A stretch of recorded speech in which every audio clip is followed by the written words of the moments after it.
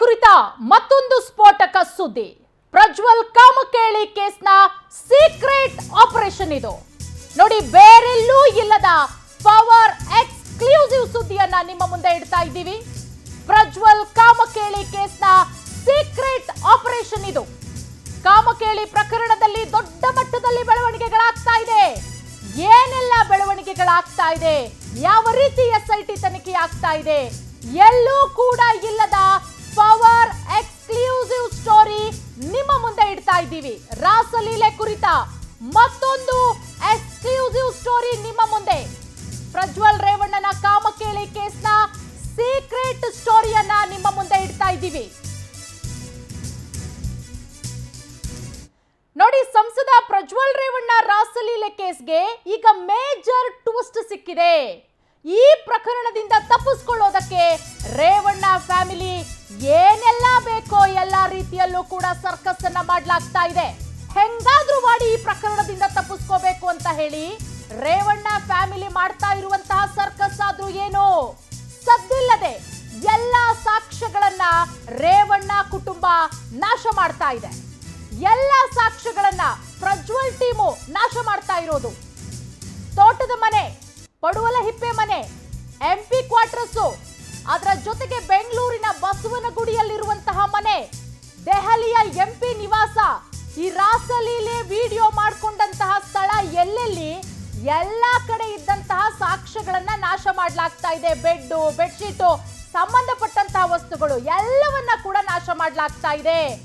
ಯಾವ ಸ್ಥಳದಲ್ಲೂ ಕೂಡ SIT team ಇನ್ನೂ ಕೂಡ ಸ್ಥಳ ಮಹಜರು ನಡೆಸಿಲ್ಲ.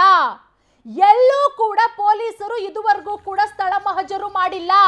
ಅದಕ್ಕಿಂತ ಮುಂಚೆ ರೇವಣ್ಣ ಟೀಮು, ಅದರ ಜೊತೆಗೆ ಪ್ರಜ್ವಲ್ ರೇವಣ್ಣ ಟೀಮು ಎಲ್ಲ ಸಾಕ್ಷ್ಯಗಳನ್ನ ನಾಶ ಮಾಡ್ತಾ ಇದ್ದಾರೆ. ನೋಡಿ, ಸುಮಾರು 2000 ವಿಡಿಯೋಗಳಿದೆ ಅನ್ನುವಂತಹ ಮಾಹಿತಿ. ಆ ವಿಡಿಯೋದಲ್ಲಿ ಆ ಕಾಮಕೇಳಿ ಎಲ್ಲೆಲ್ಲಿ ಹೆಣ್ಣನ್ನ ಬಳಸ್ಕೊಂಡು ಯಾವ್ಯಾವ ಜಾಗದಲ್ಲಿ ಏನೇನ್ ಮಾಡಿದಾನೋ ಎಲ್ಲ ಜಾಗದಲ್ಲೂ ಕೂಡ ಸಾಕ್ಷ್ಯಗಳನ್ನ ಈಗಾಗಲೇ ನಾಶಪಡಿಸಲಾಗ್ತಾ ಇದೆ ಅನ್ನುವಂತಹ ಎಕ್ಸ್ಕ್ಲೂಸಿವ್ ಸ್ಟೋರಿ ನೀವೀಗ ಗಮನಿಸ್ತಾ ಇದ್ದೀರಾ. ಇದೇ ಪಡುವಲಹಿಪ್ಪೆಯಲ್ಲಿರುವಂತಹ ತೋಟದ ಮನೆ. ಇಲ್ಲಿ ಇನ್ನೂ SIT ಅಧಿಕಾರಿಗಳು ಹೋಗಿ ಸ್ಥಳ ಮಹಜರು ನಡೆಸಿಲ್ಲ. ಅಲ್ಲಿ ಬೇಕಾದಂತಹ ಎಲ್ಲ ಸಾಕ್ಷ್ಯಗಳನ್ನ ನಾಶ ಮಾಡಲಾಗ್ತಾ ಇದೆ. ಅದೊಂದು. ಅದಾದ ಮೇಲೆ ಪಡುವಲಹಿಪ್ಪೆಯಲ್ಲಿರುವಂತಹ ಮನೆ, ಅದರ ಜೊತೆಗೆ ಹಾಸನದಲ್ಲಿರುವಂತಹ MP ಕ್ವಾರ್ಟರ್ಸ್. ನೋಡಿ, ಮಹಜರು ವಿಳಂಬ ಹಿನ್ನೆಲೆಯಲ್ಲಿ ಸಾಕ್ಷ್ಯ ನಾಶಕ್ಕೆ ಈಗ ಅನುಕೂಲ ಆಗ್ತಾ ಇದೆ. ಗಡಿಯಾರ, ಬೆಡ್ಶೀಟ್ಗಳನ್ನೆಲ್ಲ ರಾತ್ರೋರಾತ್ರಿ ನಾಶ ಮಾಡಲಾಗಿದೆ. ಈಗಾಗಲೇ ಅವೆಲ್ಲವನ್ನ ಕೂಡ ಅಜ್ಞಾತ ಸ್ಥಳಗಳಿಗೆ ಕೊಂಡೊಯ್ದು ಈ ರೇವಣ್ಣ ಟೀಮು, ಅದರ ಜೊತೆಗೆ ಈ ಪ್ರಜ್ವಲ್ ಟೀಮ್ ಏನಿದೆ ಎಲ್ಲವನ್ನ ಕೂಡ ನಾಶ ಮಾಡ್ತಾ ಇದ್ದಾರೆ. ಸಂಸದ ಪ್ರಜ್ವಲ್ ರೇವಣ್ಣ ತಂಡದಿಂದ ಸಾಕ್ಷ್ಯಗಳನ್ನ ನಾಶ ಮಾಡ್ತಾ ಇರೋದು.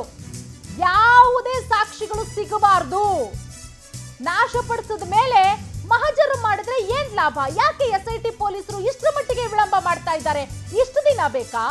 ಸಿದ್ದರಾಮಯ್ಯ ಅವರು SITಗೆ ಕೊಟ್ಟು ಎಷ್ಟು ದಿನ ಆಯ್ತು? 4 ದಿನದ ಮೇಲಾಯ್ತು ಸಿದ್ದರಾಮಯ್ಯ ಅವರು SIT ತನಿಖೆಗೆ ಕೊಟ್ಟು. ಆದ್ರೆ 4-5 ದಿನ ಆದ್ರೂ ಕೂಡ ಇನ್ನೂ ಸಂಬಂಧಪಟ್ಟಂತಹ ಅಧಿಕಾರಿಗಳು ಹೋಗಿ ಸ್ಥಳ ಮಹಜರು ಮಾಡಿಲ್ಲ ಅಂದ್ರೆ ಏನು? ಯಾಕಂದ್ರೆ ಆ ವಿಡಿಯೋದಲ್ಲಿ ಬಹಳ ಸ್ಪಷ್ಟವಾಗಿ ಗೊತ್ತಾಗುತ್ತೆ ವಿಡಿಯೋ ನೋಡಿದವರಿಗೆ ಎಲ್ಲೆಲ್ಲಿ ಜಾಗದಲ್ಲಿ ಮಾಡಬಾರ್ದಂತಹ ಅನಾಚಾರಗಳನ್ನ ಮಾಡಿದ್ದಾನೆ ಪ್ರಜ್ವಲ್ ರೇವಣ್ಣ ಅಂತ ಹೇಳಿ. ಯಾವ್ಯಾವ ಜಾಗದಲ್ಲಿ? MP ಕ್ವಾರ್ಟರ್ಸ್, ಹಾಸನದ MP ಕ್ವಾರ್ಟರ್ಸ್, ಪಡುವಲಹಿಪ್ಪೆಯಲ್ಲಿರುವಂತಹ ತೋಟದ ಮನೆ. ನೋಡಿ, ನಾವೀಗ ತೋಟದ ಮನೆಯನ್ನ ನಿಮ್ಗೆ ತೋರಿಸ್ತಾ ಇದ್ದೀವಿ. ಅದರ ಜೊತೆಗೆ ಬೆಂಗಳೂರಿನ ಬಸವನಗುಡಿಯಲ್ಲಿರುವಂತಹ ಮನೆ, ದೆಹಲಿಯಲ್ಲಿರುವಂತಹ MP ನಿವಾಸ. ಇಷ್ಟು ದಿನ ಆಗಿದೆ ಸಿದ್ದರಾಮಯ್ಯ ಅವರು SIT ತನಿಖೆಗೆ ಕೊಟ್ಟು. SIT ಅಧಿಕಾರಿಗಳು ಏನ್ ಮಾಡ್ತಾ ಇದ್ದಾರೆ? ಪೊಲೀಸರು ಏನ್ ಮಾಡ್ತಾ ಇದ್ದಾರೆ? ಇಷ್ಟು ದಿನ ಬೇಕಾ ಹೋಗಿ ಸ್ಥಳ ಮಹಜರು ಮಾಡೋದಕ್ಕೆ? ಅವ್ರು ಹೋಗೋಕ್ಕಿಂತ ಮುಂಚೆ ಇವರು ಬೇಕಾದಂಥವ್ರನ್ನ ಬಳಸ್ಕೊಂಡು ಅಲ್ಲೇನೇನೆಲ್ಲ ಇದೆ ಸಾಕ್ಷ್ಯಗಳು ಎಲ್ಲವನ್ನ ಕೂಡ ನಾಶ ಮಾಡಾಗೋಗಿರುತ್ತೆ. ಯಾಕೆ SIT ಅಧಿಕಾರಿಗಳು, ಪೊಲೀಸರು ಇಷ್ಟೊಂದು ಲೇಟ್ ಮಾಡ್ತಾ ಇದ್ದಾರೆ? ಯಾಕೆ ಇಷ್ಟೊಂದು ವಿಳಂಬ ಮಾಡ್ತಾ ಇದ್ದಾರೆ? ಬಹಳಷ್ಟು ಪ್ರಶ್ನೆಗಳು ಮೂಡುತ್ತೆ.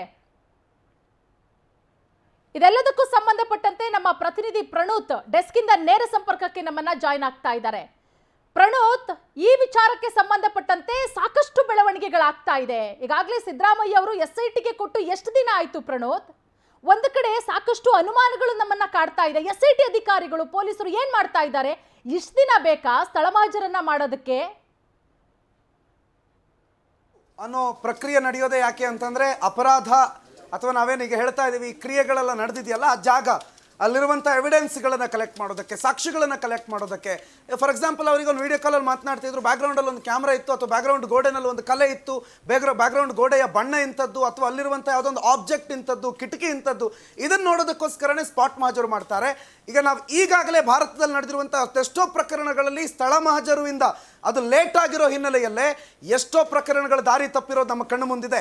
ನಮ್ಮ ರಾಜ್ಯದಲ್ಲೂ ಕೂಡ ಬಹಳಷ್ಟು ಪ್ರಕರಣಗಳು ಈ ಸ್ಪಾಟ್ ಮಹಜರು ವಿಳಂಬದಿಂದ ಅಥವಾ ಅಲ್ಲಿ ಆಗಿರುವಂಥ ಎಡವಟ್ಟುಗಳಿಂದ ಇಡೀ ಪ್ರಕರಣದ ಸ್ವರೂಪ ಬದಲಾಗಿರೋದಿದೆ. ಅದೇ ನಡೀತಾ ಇದೆ ಹಾಸನದ ಹೊಳೆನರಸೀಪುರದಲ್ಲೂ ಕೂಡ, ಪಡುವಲಹಿಪ್ಪಿಯಲ್ಲೂ ಕೂಡ, ಬೆಂಗಳೂರಲ್ಲೂ ಕೂಡ, ದೆಹಲಿಯಲ್ಲೂ ಕೂಡ. ಎಷ್ಟು ದಿನ ಬೇಕು? ಈಗ ಫಾರ್ ಎಕ್ಸಾಂಪಲ್ ಒಂದು ಕೇಸ್, ಒಂದು SIT ಫಾರ್ಮ್ ಆಗಿದೆ, ಒಂದು ಕೇಸ್ ದಾಖಲಾಗಿದೆ, FIR ಆಗಿದೆ ಅಂತಂದಾದ್ಮೇಲೆ ಅಲ್ಲಿರೋರು ಆ ಮನೆಯಲ್ಲಿರೋರು ಅಥವಾ ಅವ್ರು ಪರವಾಗಿರೋರು ಸುಮ್ಮನೆ ಕೂತ್ಕೋತಾರ?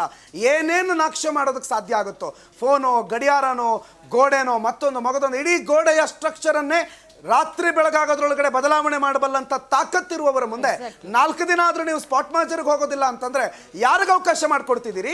ಯಾರಿಗೆ ಬದಲು ಮಾಡ್ಕೊಳ್ಳಿ? ಈ ಪ್ರಕರಣದಿಂದ ಈ ಪ್ರಕರಣದ ತೀವ್ರತೆ ಬಹಳ ಕಡಿಮೆ ಆಗೋದಕ್ಕೆ ಅವಕಾಶ ಯಾರು ಮಾಡಿಕೊಡ್ತಾ ಇದ್ದೀರಿ ಅನ್ನೋದು ಬಹಳ ಸ್ಪಷ್ಟವಾಗಿ ಗೊತ್ತಾಗುತ್ತೆ. ಆದರೆ ಕೈವಾಡ ಯಾರದ್ದು, ಯಾಕೆ ಮಾಡ್ತಿದ್ದಾರೆ ಅನ್ನೋದು ಕೂಡ ಇನ್ನೂ ಕೂಡ ನಮ್ಗೆ ಅರ್ಥ ಆಗ್ತಿಲ್ಲ. SIT ಫಾರ್ಮ್ ಆಗಿದೆ, SITಲಿರೋದು BK ಸಿಂಗ್ ಅಂತ ಹಿರಿಯ ಅಧಿಕಾರಿಗಳು ಹಲವು ಪ್ರಕರಣಗಳನ್ನು ಪಕ್ಷಾತೀತವಾಗಿ ಯಾವುದೇ ಪ್ರಭಾವಕ್ಕೆ ಒಳಗಾಗದೆ ಕ್ಲಿಯರ್ ಮಾಡಿರುವಂಥವರು. ಯಾಕೆ ಇದನ್ನ ಈ ಪೊಲೀಸರು ಯಾಕೆ ಸ್ಥಳ ಮಹಜರಿಗೆ ಹೋಗ್ತಿಲ್ಲ, ಯಾಕೆ ಸ್ಪಾಟ್ ಇನ್ವೆಸ್ಟಿಗೇಷನ್ ಮಾಡೋದಕ್ಕೆ ಮುಂದಾಗ್ತಾ ಇಲ್ಲ ಅನ್ನುವಂಥ ಅನುಮಾನ, ಆ್ಯಂಡ್ ಇದ್ರ ಜೊತೆಗೆ ಯಾರಿಗೆ ಸಹಕಾರ ಮಾಡ್ತಿದ್ದಾರೆ ಅನ್ನುವಂಥ ಪ್ರಶ್ನೆಗಳು ಕೂಡ ಇಲ್ಲಿ ಉದ್ಭವ ಆಗುತ್ತೆ. ಒಂದು ವೇಳೆ ಸ್ಪಾಟ್ ಮಹಜರು ತಡ ಆಗ್ತಿರೋದ್ರಿಂದಲೇ ಎಲ್ಲ ಸಾಕ್ಷಿ ನಾಶ ಮಾಡ್ತಿದ್ದಾರೆ, ಗಡಿಯಾರ, ಮತ್ತೊಂದು ಮಗದೊಂದು ಬೆಡ್ಶೀಟು, ಅಲ್ಲಿರುವಂಥ ಎಲ್ಲವುಗಳನ್ನು ದೂರಕ್ಕೆ ತಗೊಂಡೋಗಿ ಅಲ್ಲಿ ಸುಟ್ಟಾಕೋ ಕೆಲಸಗಳನ್ನು ಮಾಡ್ತಿದ್ದಾರೆ. ಇದನ್ನು ಹೀಗೆ ಮಾಡೋದಕ್ಕೆ ಬಿಟ್ಟರೆ ಯಾವ ಸಾಕ್ಷಿಗಳು ಸಿಗೋದಿಲ್ಲ. ಈ ಕೇಸನ್ನು ಬಹಳ ಸುಲಭವಾಗಿ ಮುಗಿಸೋದಕ್ಕೆ, ಆರಾಮಾಗಿ ಮುಗಿಸೋದಕ್ಕೆ ಏನೇನು ಬೇಕೋ ಅದೆಲ್ಲವೂ ನಡೀತಾ ಇದೆ. ಯಾರಿಂದ ನಡೀತಾ ಇದೆ, ಹೇಗೆ ನಡೀತಾ ಇದೆ ಅನ್ನೋದು ಅರ್ಥ ಆಗ್ತಾ ಇಲ್ಲ ಪೂರ್ಣಿಮಾ. ಎಕ್ಸಾಕ್ಟ್ಲಿ ಪ್ರಣೋತ್, ಯಾಕಂದ್ರೆ ನೋಡಿ ನೀವು ಹೇಳಿದ್ರಿ ಯಾರಿಂದ ನಡೀತಾ ಇದೆ, ಹೇಗೆ ನಡೀತಾ ಇದೆ ಅನ್ನೋದು ಅರ್ಥ ಆಗ್ತಾ ಇಲ್ಲ ಅಂತ. ಖಂಡಿತ ರಾಜ್ಯದ ಜನತೆಗಂತೂ ಬಹಳ ಸ್ಪಷ್ಟವಾಗಿ ಅರ್ಥ ಆಗ್ತಾ ಇದೆ ಪ್ರಣೋತ್. ಥ್ಯಾಂಕ್ ಯು ತಮ್ಮೆಲ್ಲ ಮಾಹಿತಿಗೆ. ರಾಜ್ಯದ ಜನರೇನು ದಡ್ರಲ್ಲ, ಯಾರು ಮಾಡ್ತಾ ಇದ್ದಾರೆ, ಯಾಕೆ ಮಾಡ್ತಾ ಇದ್ದಾರೆ ಅನ್ನೋದು ಪ್ರತಿಯೊಂದು ಕೂಡ ಗೊತ್ತಿದೆ.